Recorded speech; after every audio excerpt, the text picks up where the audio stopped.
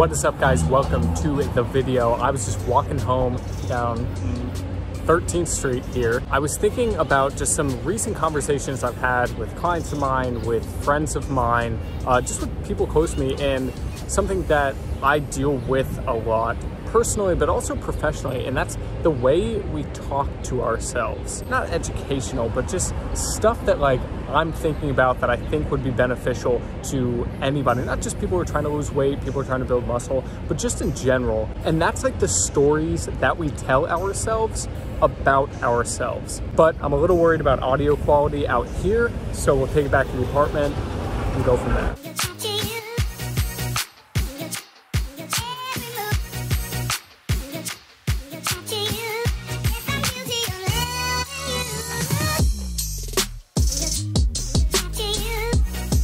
All right, it's about 1 p.m. I'm back home, but I'm kind of gross because I worked out, been training clients, been walking around the city. So I'm gonna hop in the shower and then we'll talk.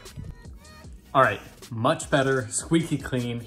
Now let's dive in. All right, so what did I mean at the start when I said the stories we tell ourselves about ourselves? Well, I want to take a sec to kind of unpack that and give a little context to it. But firstly, it kind of is exactly what it sounds like. We all have an inner dialogue going through our head at all times, telling ourselves things about the world and about things within ourselves. And I have a feeling that most people's voice inside their head isn't very nice to them. And maybe that's a little bias on my part from the standpoint that I tend to work with people who see something wrong with themselves and they want to change that. But also I do the same thing to myself, and I'm somebody who is probably on the spectrum of unhappy to happy, negative and positive. I'm probably pretty far on the positive and happy side of things. And even so, that voice creeps into my head and it really messes with me sometimes. And I know that I'm not the only one. I was reading a book recently and there was a quote in there that really stuck out to me. And this is the quote: "If you say no to your boss or your spouse or your mother when it needs to be said,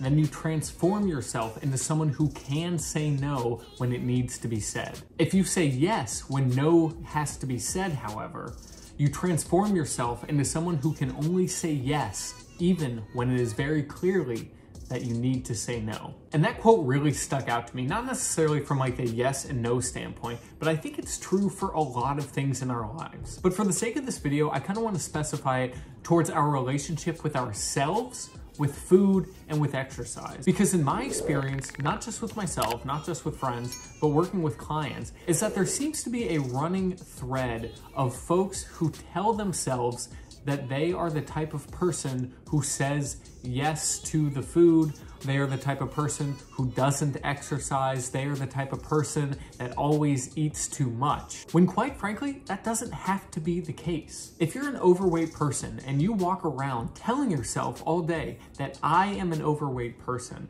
that I am the one who has a problem with food, that I'm the one who has a problem with exercise, even when you know that you don't have to be this way, we so easily fall into the traps of staying this way because we tell ourselves in subtle ways and not so subtle ways that we're the type of person that living a healthy lifestyle isn't reserved for. That's for the people who are already healthy. That's for the people who already exercise all the time and already eat healthy. But so much of it stems from the way that you talk to yourself about yourself. You don't have to be the person, and it starts from within.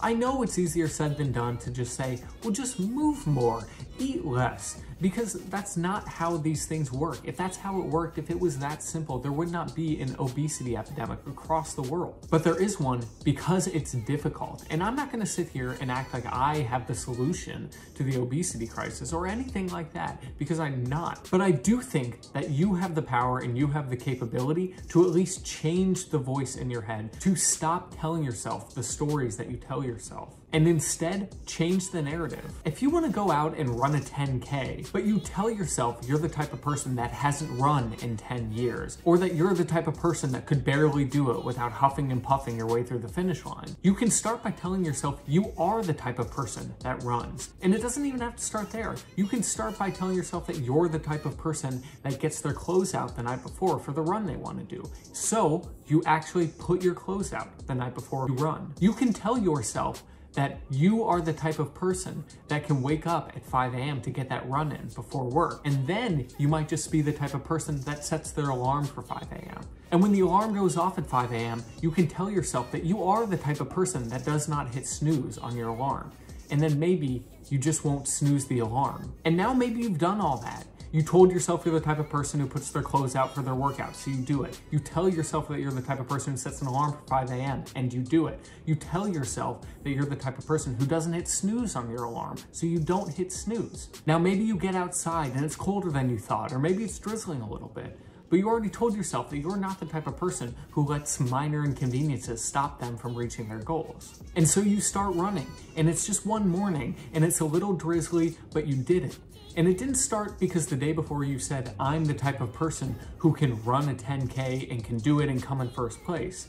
Rather, it came from you making the little decisions and making the little changes that you could control, setting the alarm, getting your clothes out, getting out of bed and doing it. And you do that for one day, and you do it for 2 days, and you do it for 3, 4, 5, 6, 7 days. And now you have an entire week under your belt of you getting up and going out for that run. 1 week turns to 2, 2 into 3, 3 into 4, and now you've been a runner for a month. And it all started because you told yourself that you're the type of person who lays their clothes out for their workout the night before. These things do not have to come all at once, and that's where I think a lot of folks make a mistake. Instead of telling themselves that they're just the type of person who sets their clothes out the night before, they view themselves as not being a runner, but they don't see all the little steps along the way that lead to them becoming a runner. So where am I going with this? Essentially, break down that big thing that you want to be. Whether it's 100 pounds down, running a 10K, or competing in a powerlifting meet, it doesn't matter to me what it is.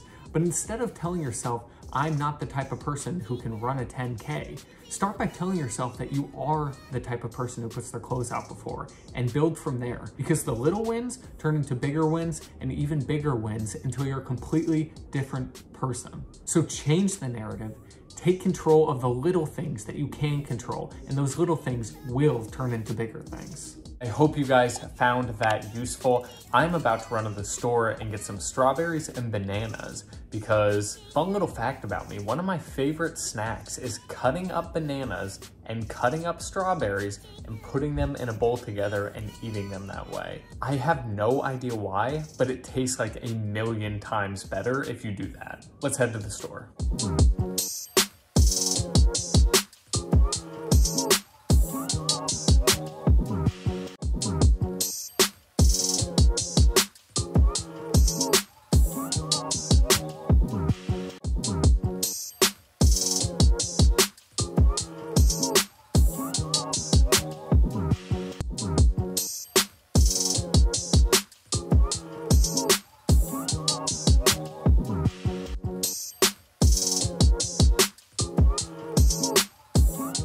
That wasn't the most productive fruit trip to the store. I don't know what is, because we had strawberries, bananas, blue raspberry, watermelon, lemon, orange, all those fruits in one box.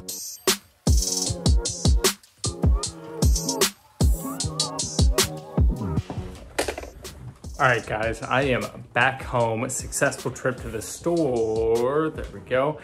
And I think I'm gonna call the video here. I have a lot of work to do this evening that I haven't done yet, and I don't have that much exciting happening the rest of the evening either. So, like I said, I'm gonna end the video here. If you enjoyed this vlog hybrid style type of video, make sure to let me know by liking the video and commenting. That always helps grow the channel as well and helps other people kind of find the channel. And if you're not already, make sure to hit that sub button because I will be going up to twice a week videos here, and that's something you guys are not gonna wanna miss. So like I said, like, comment, subscribe, all of those things. I appreciate you guys all immensely, and I will catch you guys in the next one.